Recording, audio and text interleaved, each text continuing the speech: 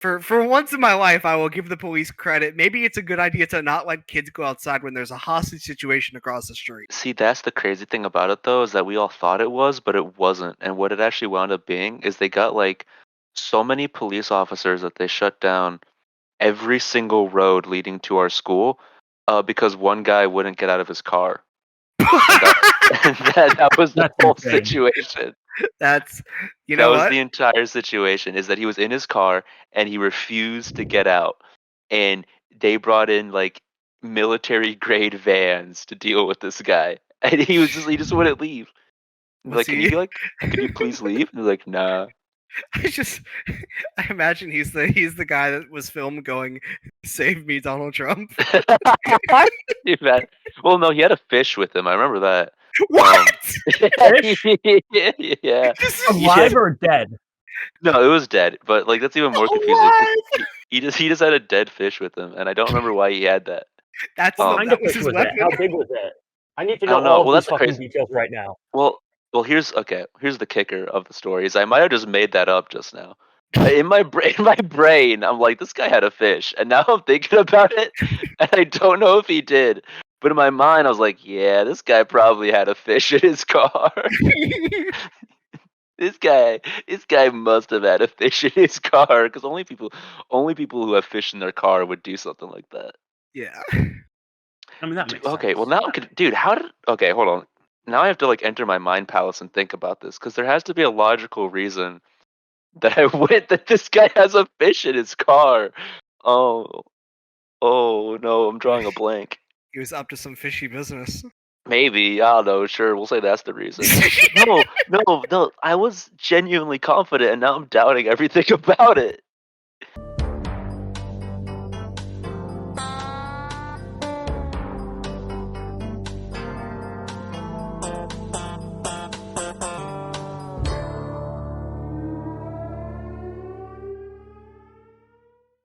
Welcome, one and all, to the second episode of the Scramble Bunkhouse Deathcast. This is a podcast hosted by myself, Jom, and Cake, and today we're going to be doing a first of 3 episodes where we dive into our individual me-core wrestling and wrestlers. Episode 1 is all about Cake, and he has introduced us to potentially one of the most interesting wrestlers of all time, but we'll get to him later. For now, we're going to talk about Samoa Joe versus Homicide from Ring of Honor in 2003.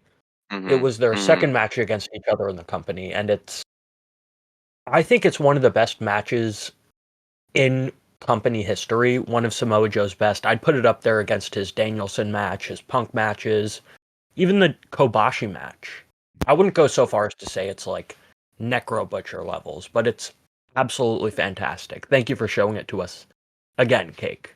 Because just to clarify, I'm the only one who has seen this match a couple times. The first time Jom and Ethan both watched it was blind with me in a VC one time, and they had a great time. And just now, rewatching it for the pod is the second time they've ever seen this match. So this is a very fresh match in their guys' heads. As I imagine, it actually kind of is for most people, because it's not really one that gets discussed often when discussing anything about any of these guys at all. It's not, when you talk about Ring of Honor, you don't think of this. When you talk about Homicide or Samoa Joe, you don't think of this. Like, even if you just think of the year of 2003 as a whole, which is when this takes place, you do not think of this in any capacity, or at least not in any capacity that I've noticed. And that just seems wrong to me in a lot of ways.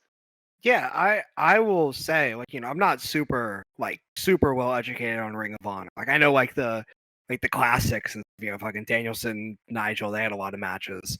Kobashi, Joe. Like, I know, I've heard of the classics. I've legitimately never heard of this match until we were just in a VC, and you're like, okay, I got a match to put on. And, I know these two guys. I love Joe. I feel like that's not a controversial thing to say. I think pretty much everyone agrees he's one of the best ever, probably. I love Homicide. I think he's fucking awesome. And I had just never heard of this match even happening. And, I came into it with the expectation of these are two guys that rule. And this is like, Joe is arguably already at his peak, and he's in that peak for a few years. But if you want to just say like, oh, it's 2005, he's about to get to his peak. I'd say he's already in his peak, but that's beside the point. And then Homicide arguably is also like in his peak. Again, you can argue a few years later when he's doing the Danielson stuff, like that's maybe his peak. But I think a lot of people would agree this is like around the time he is doing like his best work. So coming in, I'm like, oh, this would be fucking awesome.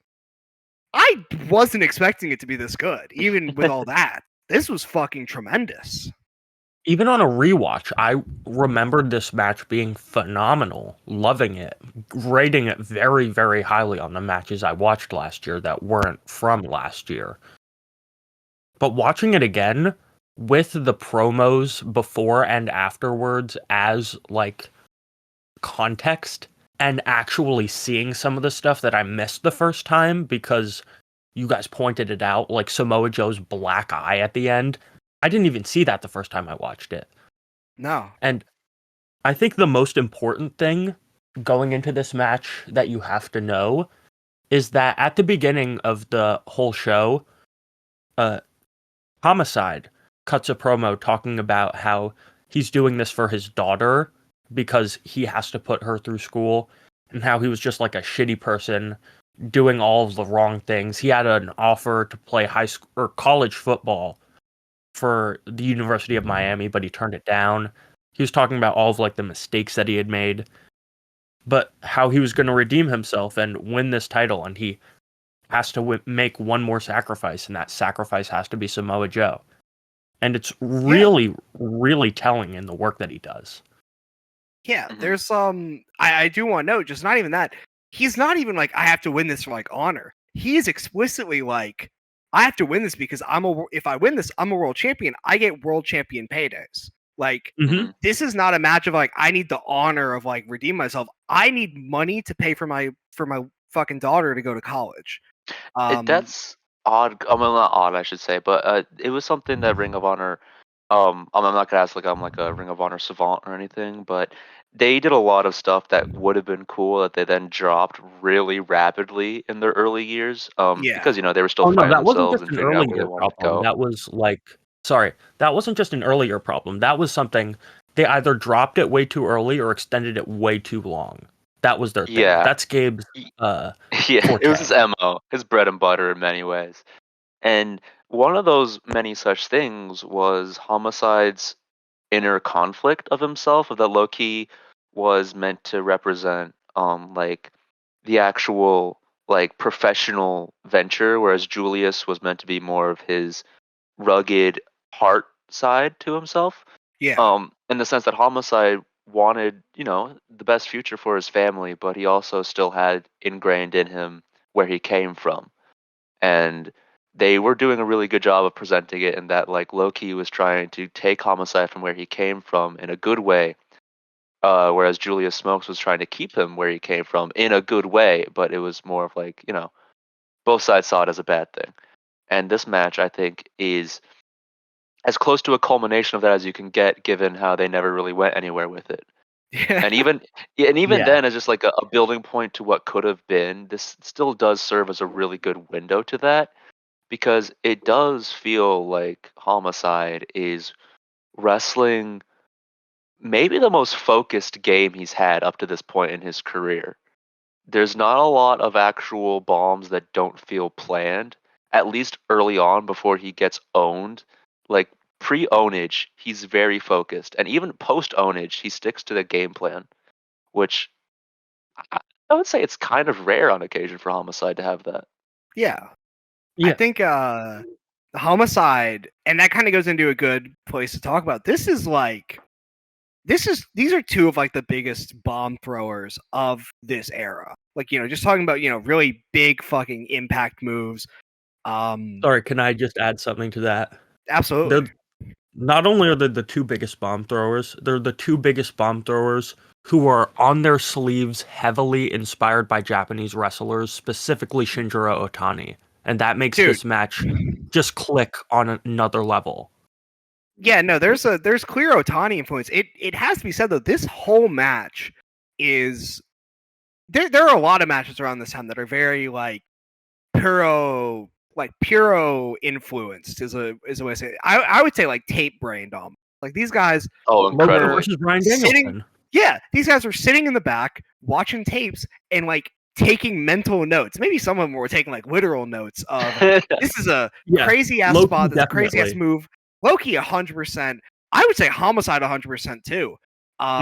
Homicide does the fucking Koji cutter. He does the fucking Chono boots. He is like full on out of his mind into Japanese wrestling. There's this amazing moment when he hits like the fucking like a crazy brainbuster, and you can hear low-key on the outside yell at him, Homicide, do the Tenzon driver. Like fucking that's crazy. But like these are two guys that are like that. And I will say there are a lot of guys of this era who it doesn't get as bad as it does into like the 2010s, which 2010s is when it gets really like just fucking grating. But even in like this era, there are guys that like don't get it. They just do the moves because they're cool, which is like cool, but there's not really like it doesn't feel like them as much as it feels like something they saw. It's rip-off wrestling. These are two guys that know how to do that shit. Yeah, these are two guys that fully understand how to do that shit, and it still feels like them. Everything that Homicide did felt like it fit him. Everything fucking Joe did felt like it fit him. Like, these are two guys that know how to take that and bring it into themselves, even if it's so obvious that they are wearing their heart on their sleeve. It's their heart. And again, there are instances, and I think in both guys' career, where the heart overtakes the mind, and it is more of just a tribute act in the worst ways than it is in the good ways. But this is not one of those. This is not one of those situations because, like I said, I think Homicide has a game plan here of sticking and moving almost. Because like early on, it's very much a contest of him trying to figure out Samoa Joe because like Samoa Joe was never even supposed to be. He was never supposed to even be in Ring of Honor. Like he on paper, he's just like this anomaly that appeared one day, who was only ever meant to be there once and was just too much of a force to kind of get told to leave, really. Yeah. And so many of the situations that he gets put on, especially early on, are just people trying to go, okay, well, what does it exactly take to solve this guy? And I know that Homicide earlier or even later tries to go the hardcore route, but I find this one a lot more intriguing because this is before he goes to what he knows works, and he tries to actually beat Joe in a true wrestling competition because he has something he's striving for. He doesn't want to risk disqualification, or he doesn't want to risk anything that could keep him from getting what he needs, because what he needs is more than just a win. It's a future. The title. And it's the future that is ensured in that title. And I think that early game plan of just him trying to throw strikes consecutively, not exactly thinking that it's going to knock him out at any given point, but just knowing that at some point maybe one of them could, is a lot more interesting than him just throwing him into a hardcore zone because, oh, well, Samoa Joe clearly can't do hardcore stuff, Yeah. I think him betting on himself and betting on his ability to withstand the storm more than trying to throw Joe into his own kind of storm is a lot more investing. Yeah. And that's like, sorry, but I just need to say this because I'm going to forget it immediately. But that's like a brilliant way to put it, Cake. Because that kind of recontextualizes what I think about Joe's offense. And not only does Joe realize that Homicide has a very specific game plan after he gets hit a few times, he knows what to do to stop that game plan. And that's knock Homicide so loopy, he forgets what his game plan is. And that's how Joe tries to counter Homicide.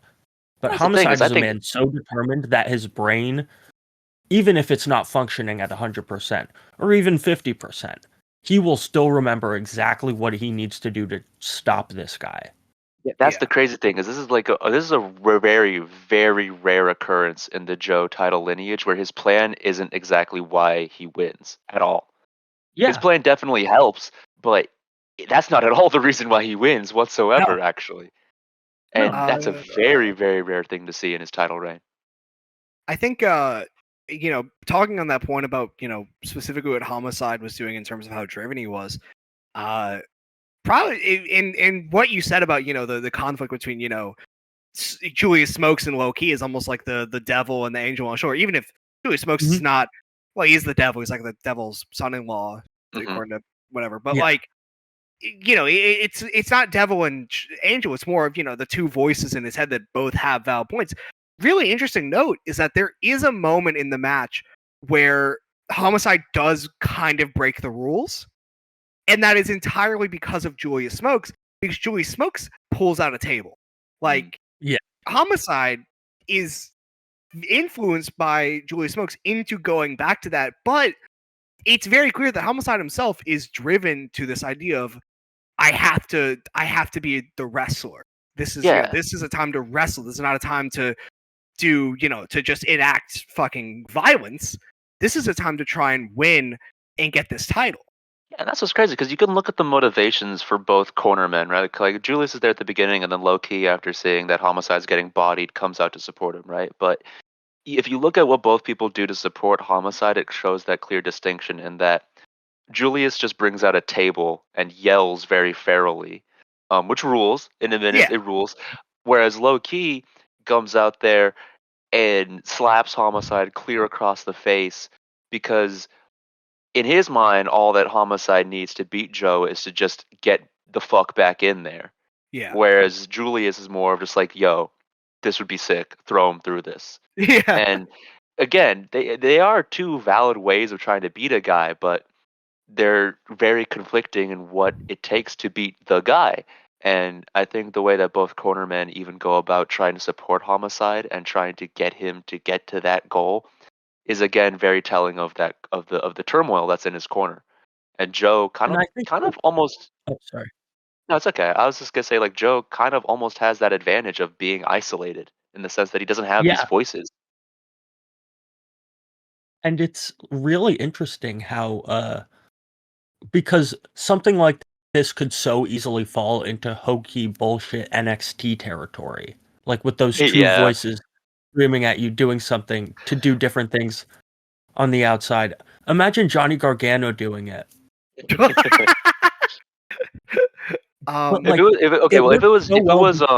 it was Johnny Gargano or any other like black and gold NXT guy doing it, there'd be a spot where he just looks from side to side on the ring, and he's like looking at one guy and he's looking at the other guy, and he's like putting his hands in his head, and he's like, oh, I don't know. Yeah. What do I do? What do I do? What do I do? Yeah. I don't know.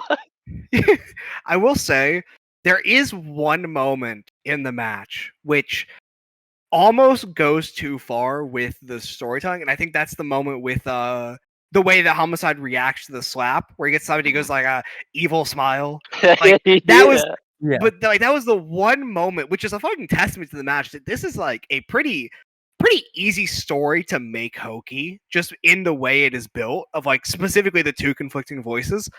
That there is only one moment that you could even accuse of being hokey, and even then, I think that it still kind of fucking rules. Like it's clearly kind of a product of the time, because that's the type of moment that you would see in like fucking early 2000s fantasy booking, fucking e-fetting.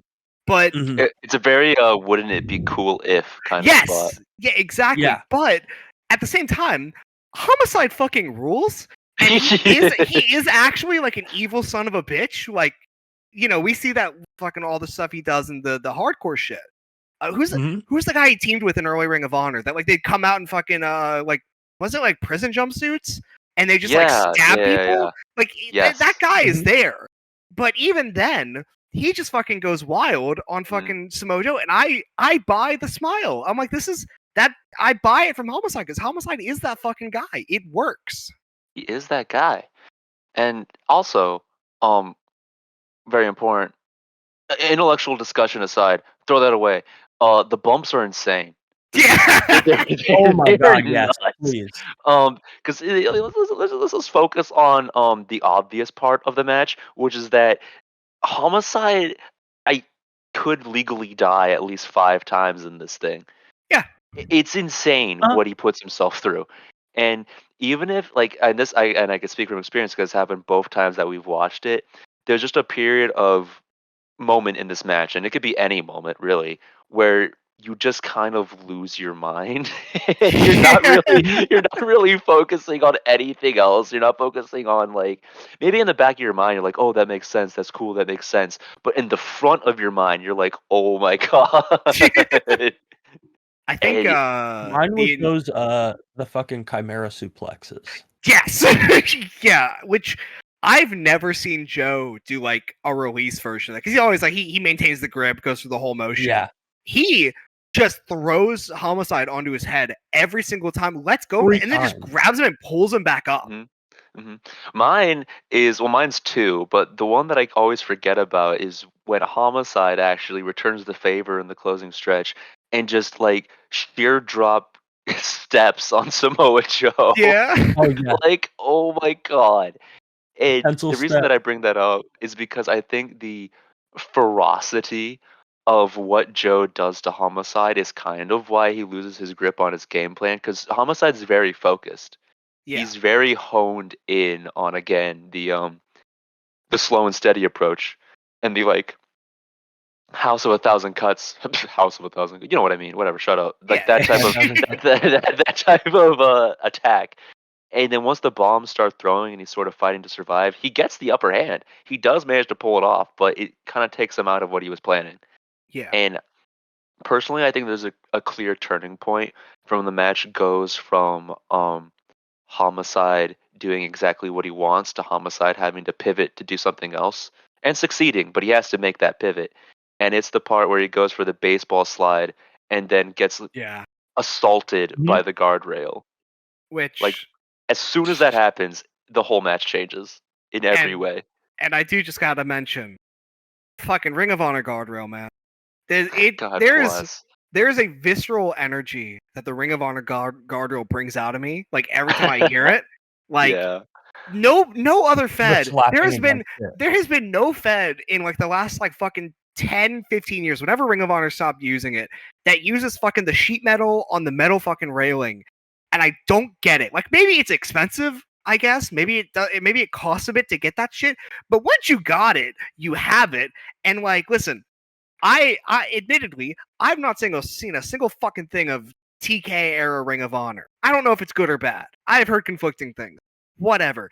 But it doesn't matter. It's never gonna be like anywhere near this era of Ring of Honor until it gets the fucking metal barricades. I had to just say that, because when Homicide gets thrown into that barricade, it sounds like a fucking gunshot. It is horrifying. It does. I always attribute it to maybe it's just because they had really bad mics, but even then, man, every single time anything happens to a guardrail in any era of Ring of Honor, mind you, it just sounds like the world has ended for that one wrestler in particular. Right. It sounds like their bones just all crack at once and then get put back together once they stick the landing. Yeah. It's crazy, man. It's nuts. So much of this match is nuts. So much of it is nuts. The entire thing is nuts, pretty much, besides like the opening stretch, which is pretty. And the opening stretch isn't. Yeah, the opening stretch isn't even that bad either. Because it has Homicide cooking. It. I think there's and I think this is also kind of telling of like just the time period. There's this one really awesome moment where they're really trying to build this idea of, like, of course, it's the fucking Samoa Joe's just trying to throw bombs. Homicide as a game plan. But they also kind of try to build the idea of Samoa Joe's a big power guy, but he's faster than most guys like him, but he's still not Homicide's speed. And Homicide's going to use his speed to get the advantage. And there's this awesome moment where they're running through a sequence just to show that.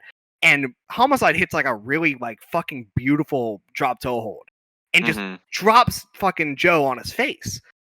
Like, I think that the whole opening stretch did exactly what it needed to do. I thought it was a fucking, like, it could have been a highlight if the match wasn't, like, insane bomb throwing after. If it was working at a slower pace. The bomb throwing, it's only as, the bomb throwing, like, the post-guardrail match is only good because of the pre-guardrail, like, interlude. Yeah, like, it builds. It sets up what you get. In a really, really great way. Yeah. And anyway, about the what I said earlier about how it's not really Joe's doing that caused Homicide to lose. because I mean, it is kind of spelled out plainly at the end where Homicide basically has Bro and he's absolutely cooked, and then Loki and Julius argue on the outside, which leads to the thing happening. But here's the thing. I think personally that it is ultimately still Homicide's undoing that he lost, and not more so his corner men. Yeah. Because I think there's a very important rule to learn that is tried and true in a lot of wrestling. You'll see this once it gets pointed out to you. You see it in a lot of wrestling, which is that a very common fault of a lot of prideful wrestlers is that they always want to send a message more than they want to win. Yeah. And at a certain point in this match, Homicide has him, man, and I think it's after like the sheer drop to his stomach where like Joe is completely cooked. Yeah. And instead of just pinning, there's a lot of spot. Like after Low-Ki slaps his ass, he basically has Joe for like so many moments, but he doesn't ever stop because he just wants to keep doing things to the guy. Whereas if he just stopped, he would have won, but he just kept doing things to him.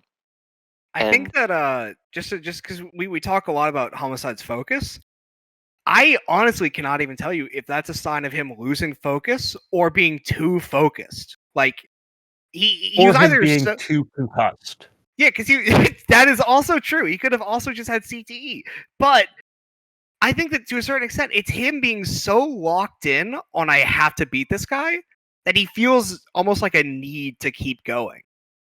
Yeah. That's actually a really good way of putting it, because he just doesn't quit. And there's so many moments after the Low-Ki slap where he could just have him.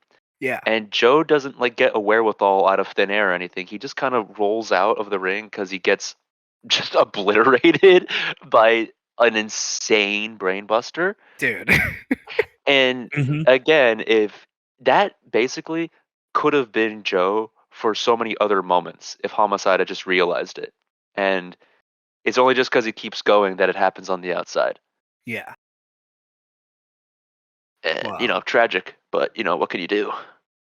I think we have to. It's a tragedy that almost feels like it was always destined to happen in some sort of way. Because even though Homicide was kind of at some points on the brink of winning, he is, like you said, such a prideful wrestler that he won't let anything but a complete victory over Samoa Joe, winning the title, not only winning the title, but winning the title in emphatic fashion, calling back to a wrestler that he loves, either with the Vertebreaker or some other incredibly sick move. He is I actually don't see that. He's almost like a perfectionist of violence in that kind of way. I could see that in other Homicide matches. I can't see it in this one though, and it's entirely because of the promo at first. I think John's right in that he's just too locked in, but it's more so that like he has something that he's fighting for beyond just personal pride. No, yeah, that I mean, he's so locked in. He hits a lot of his tribute moves, dude. He hits a lot of his tribute moves. He hits the Koji cutter. He hits the Yakuza kicks. Like if he wanted to make his point known by winning with like his pure nerd heroes, like he already did that. I will say, I think just based on the positioning, he was actually trying to do the top rope Koji cutter to win. So it's both of you are right. I guess it could be true. It could be true.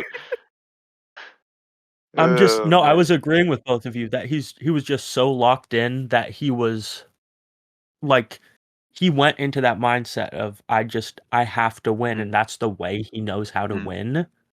Yeah. And I just think this match is such a brilliant way of pulling the rug out from under you, because it's not really Julius Smokes and Low-Ki that cost him the match, like you said. Homicide barely even recognizes Smokes and Key unless it's the table spot or Low-Ki slapping him. And he's most of it's just him. Him losing on his own is what makes it so tragic to me.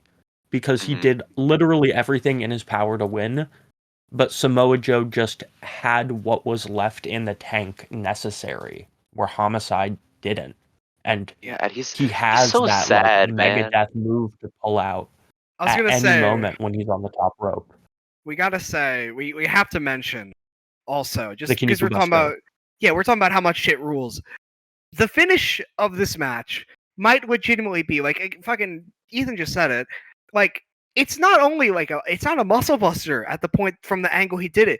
This is a full-on Samoa Joe Kaneko buster. It is potentially the most fucked up one he has ever hit in his entire career. Some fucking muscle or Kaneko. It is I'm absurd. Sorry, but it is off of a rope too. Yeah, it's off the fucking like middle. Mhm. Like it's crazy. And he sheer drops him. He drops him like right on his fucking neck. It's insane. It's genuinely ugly, is what it is. It's downright abysmal to imagine Homicide taking that. And he's so sad, man. After the match, he's so sad. Dude, And he's crying. I think it's the most genuine emotion I've ever seen Homicide have, which isn't even an insult to him in any way at all. It's just like, dude, he looks so downright pissed at himself. Like he says multiple times, like, yeah, because like he knows he had him, and he just can't figure out why he didn't get him yet. You know?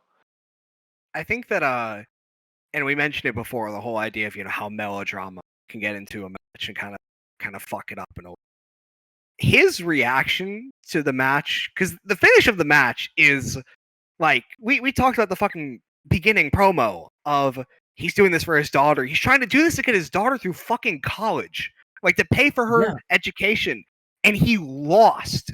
She's not going to college. I know. And he could have like fallen on his knees and cried and been like, oh no, but he's why am I so violent? What did I do wrong? He's just like, he's crying. He's just like holding on the rope. He's like, fuck, like what the fuck? Like he's upset, but there's like genuine frustration in his voice for the entire end of it, and it is like heartbreaking.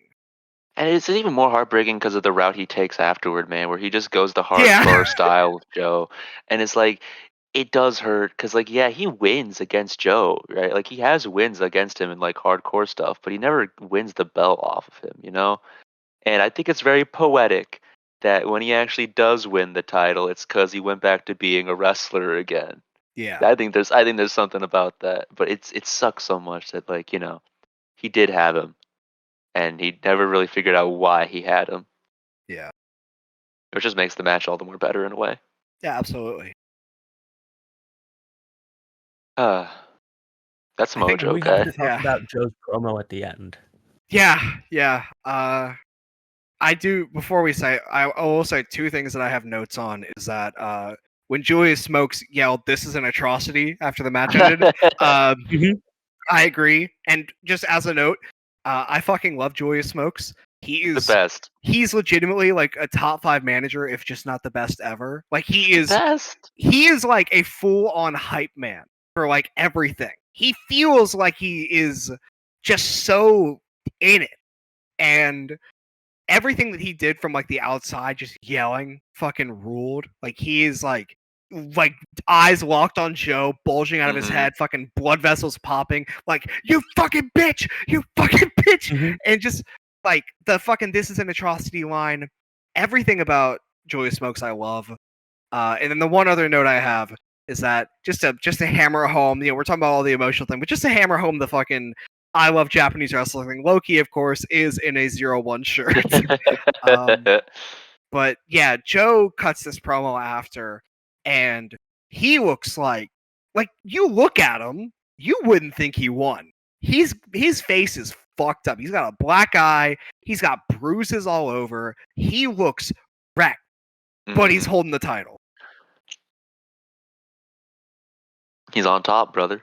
He is. He's pro wrestling, which I have seen very few Joe promos from like before TNA.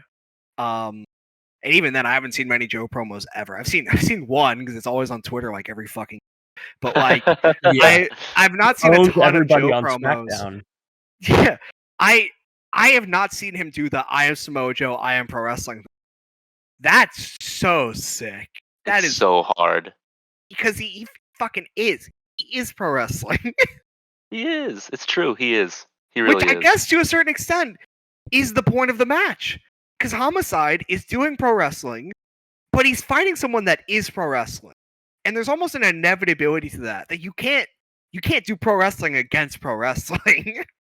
It's so true. So freaking true.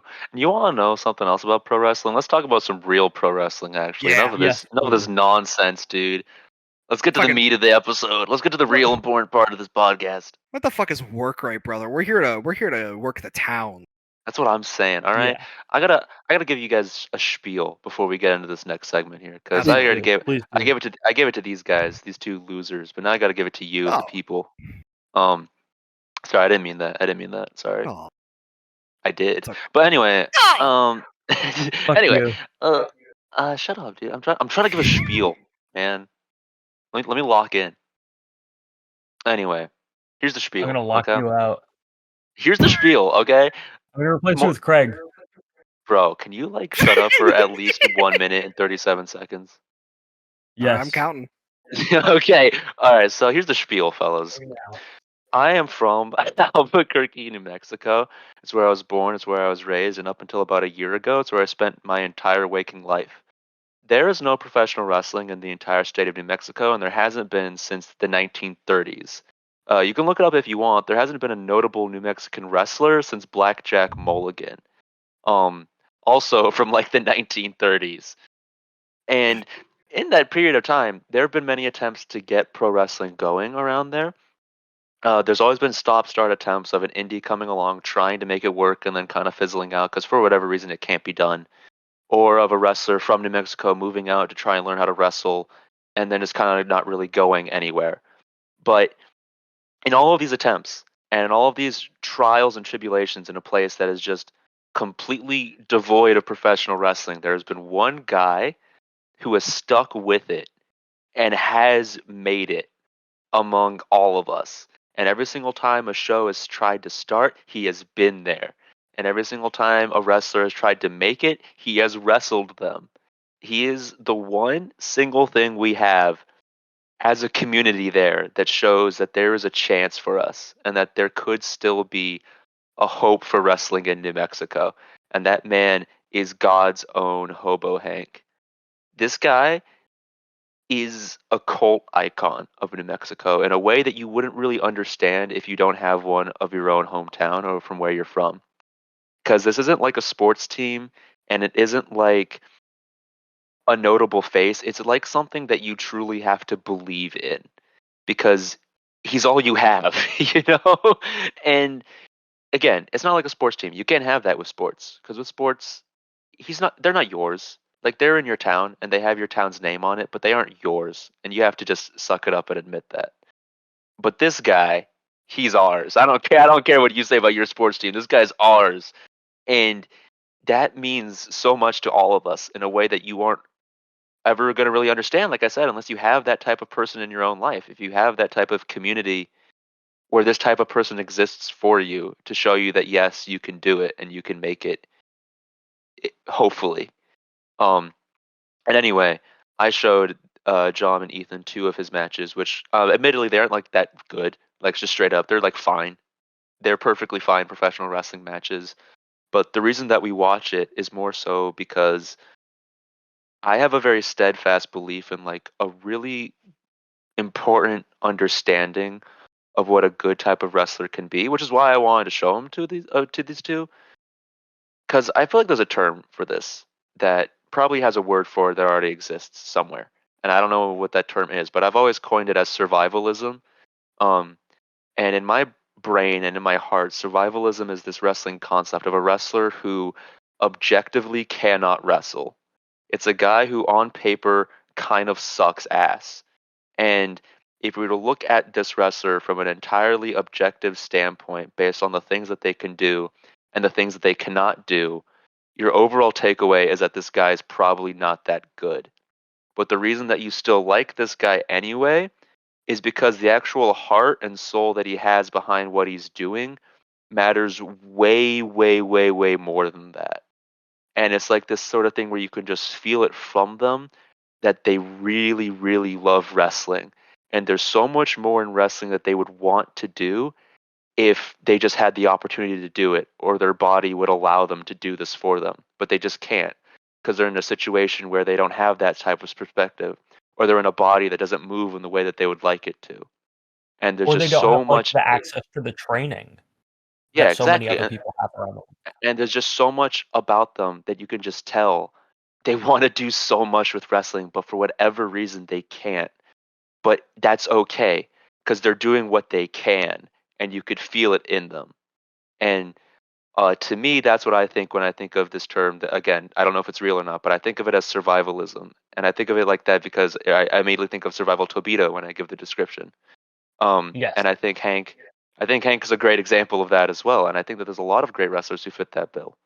Yeah. Which is more or less why I wanted to show him to these two guys, because I think it's a very under discussed concept of wrestler. Yeah. I will say, survivalism, God bless. I take great pride in the fact that I fucking put you onto that guy, because he's my fucking He's the hero. best. And that's an incredible point to bring up. That because I hadn't, just when I'm watching it, I wasn't really thinking about that at first.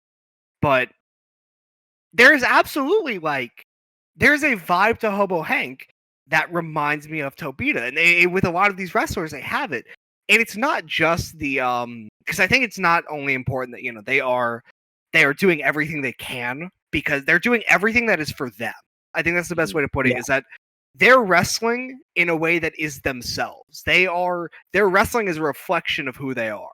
Tobita is entirely a reflection of himself. He is doing the most absurd shit ever, but he's doing it with everything he can. And Hobo Hank is pretty much the same way. And I think also to a certain extent with both of those guys and with people that kind of fall into the survivalist mindset of wrestling, there is a connection that these guys have to the people that watch them, the people that care about them, that is so real. Because fucking Hobo Hank is, as the name suggests, a homeless dude, which is a very crazy gimmick. Survival Tobita most famously fought aliens and monsters and the human incarnation of bicycles at least 2 times. But somehow behind the absurdity, there is a real heart and soul that the people that watch these guys can feel. I was watching Hobo Hank, and I felt like this was real. This is a guy that had such a real connection to the people around him. There's something so palpable about the Hobo Hank entrance of him just walking through the fans who are going fucking wild, and he's just shaking hands. Almost. I'll be honest, it's beyond Gage, because I think with Gage, with Nick Gage, it is almost a level of reverence to Nick Gage. They look at him as a legend in the terms of this guy's untouchable. And I guess to a certain extent that is kind of the same with Hobo Hank, but in that he's a legend, but he's very touchable. He is a human being. And that's the thing with Tobita too, is Tobita is a human being. These guys feel like human beings. They don't feel like out of reach wrestler. They feel like people. And that's really important to why they matter so much and why they feel like they matter so much. And again, to me, I don't think you can call, for example, CM Punk a survivalist wrestler, because although he doesn't move that well in the ring or whatever or something like that, but he has a great mind. No, that's not what it means. It doesn't mean guy who is kind of bad in the ring but has a good mind for it. It's more than that. It's way more than that. And I don't think you can attribute that to any wrestler who has a certain level of reverence, like you said, because it's more of a personal thing, and it's more of a personal connection thing. And I think if you just chalk it up to a wrestler who maybe might not be that good at the schematics of it, I don't know, Eddie Kingston, for example, right? Yeah. Eddie Kingston does not count. He does not count. No. Even if it is true that he also has limited whatever, and he also has a good cult following, that's not really what is, in my opinion. No. There's more to it than just that, and you can't chalk it up to just that. No. I think that and Eddie is a good point to bring up, because I feel like Eddie is a guy that people would look at and could, on first glance, consider a survivalist. especially with a lot of the discourse that has one of those surrounded borderline him. cases. Yeah, especially with the guy that has had the discourse surrounding him since he's like come into the mainstream. Of him being, fucking every single old wrestler is like, this guy's fat and out of shape, and he can't work, which is a crazy fucking talk, but that's not the point. But when you look at that and you look at the way people are kind of like look at Kingston in presentation of like, because he is in AEW, at least in what I've seen, presented as more human than other guys. I'm not saying they're all presented as not human, but he is presented with knowledge that there is a connection to Eddie Kingston that a lot of wrestlers don't have. But even then, I think that Eddie Kingston is beyond survivalist. He is a full-on wrestler in the terms of being capable. Because I think also it's not just physical limitation. No. It's also like financial limitation. Yeah, financial limitation also comes down to how they present themselves. Eddie Kingston presents himself in this way that he feels, whatever fucking people say, he feels like a wrestler in almost in a traditional sense. Even if he's not doing like crazy like fucking Luthez holds, he feels traditionally wrestling. Hobo Hank does not feel like that. Survival Tobita does not feel like that. They are wrestlers, but they feel like they themselves are kind of separated from, work rate guys. They were separated from workers. They can work, but there's a separation. And I think that part of the reason why they matter so much is because it doesn't matter that they have that separation, because they're still creating a connection with what they have. Yeah. And it's not like uniqueness of the gimmick that gets them this or anything like that. Because I think it's very easy, at least in America, to go to like in a local indie and see a Cameron Cohog or something like that, and immediately be like, yeah, this guy rules because he has funny gimmick, and I like funny gimmick, and I'm gonna subscribe to the irony, right? Yeah. And it's true that maybe it is true that very easily that's how these things start, right? It starts with an ironic sense of detachment. Yeah. But the more you watch these guys, the more you're like, no, these guys actually kind of do something for me. Yeah. And you don't really exactly know what that is, but it's like, yeah, there's just something about them that you want to help them in a way. You want to show them that they have somebody who is there for them. Yeah. And I think that's a lot more important because you go. Even if you're not like in love with his style of wrestling, which I can completely understand, so much of wrestling nowadays is turned into whatever will get the most likes if you GIF it and post it on Twitter. But he is not one of those wrestlers in the slightest. If you told him to be one of those, he'd spit in your face and punch you in the dick. I don't think Hobo Hank would do that. I don't think he would do that either. He doesn't have that type of soul.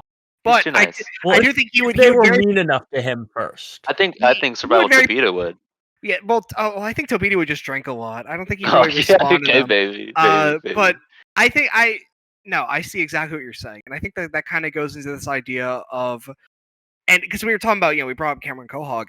I do want to say, I think that to a certain extent, there's something really special about the idea of the local wrestler. Because Hobo Hank, just from what you've said, he is pretty much local wrestler incarnate. He is New Mexican wrestling. And Tobita, let's fucking talk about this. His Fed was called Saitama Pro. Now, let's ignore the fact that he never ran a show in Saitama, which that was part of the bit. But let's ignore that. Tobita also kind of has that vibe. Let's go back to America. There's a lot of wrestlers who we will never hear of. There will be maybe 200 people in the world that really know about them and have any real care about them. They are guys that will come in, work for some of them for a few years, some of them for 30 years. But then eventually they'll disappear, and that's the end of their story. But there's something really special about those workers, because they're not trying to work in a way of I want to do everything in the world and I want to impress the world. I think that there's a lot of wrestlers nowadays that really want to impress the world because they go in the ring and it comes from the whole idea of the work rate of, you have to do so much shit because you have to make sure you impress everyone. And I'm not saying that the other wrestlers are like not trying to, but there's a difference between coming into the ring and trying to impress everyone in the world and be the best in the world, and coming into the ring and just trying to please the people there. Yeah. I don't feel like Hobo Hank is trying to wow the world with what he's doing. I feel like Hobo Hank is trying to show himself to the people and just make them happy. Mm-hmm. And that's the thing, man. Is like I didn't even try to like dig on Cameron Cohog or anything like that because he could he could very easily become a survivalist staple in a couple months or even a couple days, really. Because like that's the point, man. Is that like there's so many of these guys, at least in America, and probably in other more wrestling heavy parts of the world, where they're just there, man. Like they are there, and you can watch them right now. You just have to look. Yeah. And I think it's so easy, especially today. It's so easy for so many people to log on to Bird app and to just be like, man, what happened? What happened to indie wrestling? And then they post a Chikara gif, and it's like, dude, indie wrestling is there. It exists. It probably in your town, and if not in your town, maybe like a 30-minute drive away from your town. And if you really are about that, and if you really care about that, you'll go because it's there for you, man. And you will find somebody. You will absolutely find somebody that you can connect to. Like I haven't lived in West Virginia for barely even a year, but there's already people that I personally connect to because I'm watching and I'm just going because like that's the point, man. Maybe nobody else on the planet will care. Maybe some people will care, but you can care about them because they're there for you specifically. And is it true that maybe in the back of their mind they want to go someplace else and they hope that one day they'll get picked up and one day they'll get signed? Sure, I think it's very understandable that a lot of wrestlers want that to happen. But at no point ever when they are wrestling for you are they thinking about that. No. At no given point at all when they are actually in the ring wrestling for you are they thinking about their future. They're just thinking about wrestling and how they specifically want to wrestle. And that feeling doesn't just exist in New Mexico or in Saitama. It probably exists in you and in your town. And you just need to look it up. And you just need to buy a ticket and you just need to support it. Because a tree does not grow by watering its leaves, it grows by watering its roots. So start on the bottom and support that. And like the problem with me, or that was beautifully said, Kate. Yeah.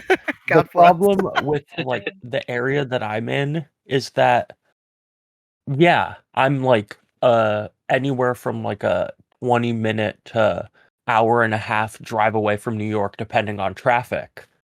And yes, it is that bad. Yeah, we experienced the nightmare that was parking in Jersey City, Cake. Yeah, dude, don't remind me, dude. Do not remind me. I'm gonna have to do it again for Bloodsport, and I'm not looking forward to that at all. Oh yeah. I am going to save myself the hassle and the mental anguish, and I'm just going to Dean. I have already seen Abe Nomura in person. I bet Bloodsport is going to be fantastic, but I have to conserve all of my energy and my throat because I feel like I am going to scream my lungs out at Dean. So true, so true. But as you were saying, what I was saying is like there aren't a lot of tiny indie scenes around me because they get swallowed up by the back in the day they had the Evolves. If you wanted to drive like 2.5 hours, you had CZW. But like there were occasionally when Global Force Wrestling was around, they'd put on a show in Central Jersey and I'd make my dad go with me to see Jeff Jarrett and Booker T in their mid-40s wrestle against, God, who was it? I don't remember who they wrestled against, but I remember we went because Colt Cabana was wrestling the newly released Damian Sandow. Holy cow. A main event in any arena. Oh, yeah. God. And there was like a Chikara show I went to once with Soldier Ant versus gosh, I can't remember. Ruby Soho. What was her name? I think it was just I don't know, Heidi actually. Lovelace. Heidi Lovelace, yeah. Yeah, it was Soldier Ant versus Heidi, or no, it was either Fire or Soldier Ant versus Heidi Lovelace, and that was unbelievable. Or that's just unbelievable to think about. That I saw fucking either Orange Cassidy or Drew Gulak. And there's just not that like indie scene that's specifically a bunch of people who are learning as they go and are continuing to get better as wrestlers, because a lot of the indie scene around me is like everything besides Abe and Nomura versus Violence Forever at Jersey J Cup. It's just the guys who were popular on the indie scene in a style that I am very not fond of. I am on the record as being not very fond of it whatsoever. And I want to find those grassroots groundswell movements where the people doing it aren't just copying things that they found from Will Ospreay or, God help us, Blake Christian. And I just want people to be like, there needs to be somewhere around me like that, but I just haven't found it yet. I'm still combing through, and in some ways, it does suck that New Mexico doesn't have a huge scene. It sucks that New Mexico doesn't have a scene. But being able to find that gem is an experience that I don't know if I'll have anytime in the near future. So even if he is a one of one and New Mexico wrestling doesn't really come around to being a thing anytime within the next like 5 or 10 years, his legend as somebody who tried to bring it there will live on forever as somebody who is genuinely probably one of the last folk heroes that Americans can band around and get behind. This is also another true story. Is when I saw him live only one time, but at that show, I talked to him. He's a really nice guy. But I also bought a signed 8x10 photograph of him that was framed. And currently, right now, also in my room, is a signed 8x10 photograph of Shibata. And I have it positioned to where Shibata is currently sitting on my desk by my bed. And then directly obscuring his entire face is the Hobo Hank autograph. Yeah. Oh hell yeah! And that's not it. It's not even like I love Shibata, but like it wasn't even intentional. I was like, well, I gotta put these somewhere, and this would be pretty funny. So that's kind of how it is. I mean, fucking Shibata's the wrestler, but Hobo Hank is the real wrestler. That's what I'm saying, man. I think I have a photo of me with the signature somewhere. Let me see if I can find it, and I'll post it. You guys won't get to see this, but you two get to see it. Yeah. I just realized we didn't take a mark pic with each other. I know. Well, it's okay. Well, I mean, we'll see each other again at Dean. We'll do it at Dean. We have to. Yeah. At Dean, we'll take the mark pic. You have to Photoshop a stick figure in and say it's John. And I'll be there. I was about to say I'll be there too, and it's just so I can put a stick figure in me. Whoa, is that John? Is that John? What's he doing here? John was at Dean? Whoa. What the hell? How'd he get over here? Who let this guy in? What's this guy doing here? What's his gimmick? What's the deal with this John fellow? Oh, here's the photo. Hold on.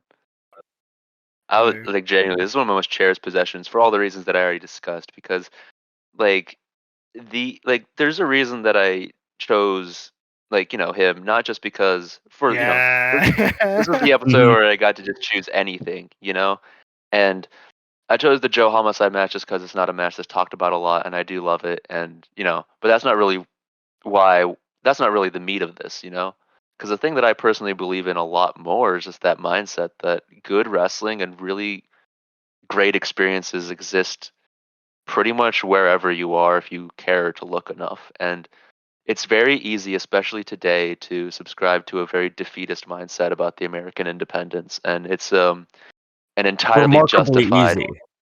Yes. And it's an entirely justified thing to say as well. It's not even wrong, I would argue. It's actually just correct to think that type of way. But it's important to remember that you should still try to look, because below the super indie is people who don't really care if they ever make it to the super indie. And those people are the ones that are pretty great. And if you just try and look, man, if you just try and water the roots, just it's out there. And it's really important to remember that, good wrestling isn't being able to do things well. It's most times being able to do things good enough and then having a bigger sense of passion that overcomes everything else. I think that this is a thing that people bring up a lot. I've heard this specific point brought up to like defend bad wrestling, but like there is genuine merit to the idea of what you do in the ring more than anything is you make the people that are around the ring happy. Like fucking the whole experience I had in Tennessee watching that indie show with fucking Cameron Cohog. I talk a lot about Cameron Cohog because it's really funny that there's a dude in Tennessee whose whole gimmick is that he's Peter Griffin. That's really fucking funny. Yeah. But there were people at that show that there was not a single person at that show that got a bad reaction. Yeah. Like the reaction they wanted is the one they got because the people there were playing to the crowd. They were playing to what they were doing everything to make sure the crowd reacted good. You know, there's one fucking dude named Tommy Boy Jones who's like seemingly 55. That's a great name. And his whole gimmick is that he plays baseball. But like that rules. There was something so special about him because he was, just wrestling. He was wrestling as himself. That's what it felt like. And I think that's a big thing with a lot of these guys is they're wrestling as themselves. And that speaks a lot about these types of local indies is that there's something really special about people that are not going there to try and, present in a way to get themselves a contract. Again, some of these people probably want one. I assume all wrestlers at some point are like, I really hope I can make it. Because that, you want to, not only the idea of, I make money, you want to present your craft at a high level. Like everyone who has worked on something, who has really put their heart and soul into it, has hoped to God that people see it. And they want people to see it, no matter what. Even if they don't decide they don't want that, the thought occurs. But there's something really special about these local guys who they're wrestling for the people. And I think that no matter where you are, like even where I was fucking at, because I fucking South Mississippi is pretty similar to New Mexico in the aspect of there's fucking nothing. There's a rare indie show like once a year that I can find that I could even find exists. But there is absolutely, if you're willing to look, you will find it. And Ethan, my fucking friend, I fully believe that you will find that New Jersey indie that lights the spark. No, I know it even exists. Yeah, 800. You just got to go searching through Facebook pages, brother. you search through Eventbrite pages, you will find it. And it is important, man. You got to remember. I think that these people, like I said, they do want to get signed. It's just that they don't really care in the moment, Yeah. That's the dream, to get signed and to make a living and to perform on the biggest stage possible. But they're also just happy to wrestle because that's what they want to do is wrestle. And that matters more than anything. And you could tell. Which is the best part of it. Yeah. Yeah. So in conclusion, Hobo good. Perhaps Homeless solution is to let them wrestle more. See, I think my conclusion is that Hobo Hank is really great, but imagine if he was like really gay and his name was Homo Hank. I think that will be me when I wrestle. Oh, really? You think so? I think I'm gonna take an internship under Hobo Hank, and I'm gonna accomplish my vision of being gay. Well, I mean, I've already got that part, but also the wrestling part. Oh, right, of course. No, of course. I forgot that's the part that he used to teach you. My bad. I don't know how to work a wrist lock yet. I gotta go to him for that. Oh, he'll teach you, man. He will teach you. He knows all the ins and outs. Dude, I saw him do that kip up during the fucking match against the dude with the Satan shirt and shaped like an egg. I saw that kip up. This guy's got his worker boots on, even if his boots are falling apart, they're worker boots, brother. Hell frickin' yeah. Only downside is he does lie about where he's from. I've checked the alley behind the Frontier more times than I would care to admit. He's never there. Oh, he's never there. He's never there. He doesn't commit to the bit. He does not have the stones to actually live behind the alley of the Frontier. So he's not living his truth. He's living a lie. God, dude, he's got to wrestle Mad Dog. Dude, Hobo Hank versus Mad Dog? Dude. No, hold on.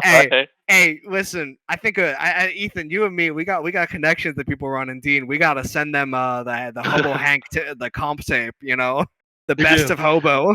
Brother, we gotta make this guy live his truth. Yeah, fuck Damus. We got Hobo Hank coming in. Bro, get him in here now. Triple threat dog collar. So it's a dog collar in a triangular pattern. Damus, Hobo Hank, Mad Dog. How has that never happened? How's there never been a triangle dog collar? Okay, actually, sounds hell. It sounds like hell. Sounds like it sucks. Actually, never mind. Yeah. What are you talking about? Oh. Okay. What are you on about? I just went on a rabbit hole down Eventbrite, and I found a wrestling company that is 20 minutes away from me. Oh, yeah. That I never knew existed. Yeah. What's the card looking like? Let's see. The wrestlers involved are Janko Sons, Rico Gold, Aaron Hobbs and Shane Snyder. Shane Snyder is crazy. Benjamin T. Asher and Julian Mendez, with guest referee All-Star Michelle D. Is this going to have to be IWF wrestling? Would it?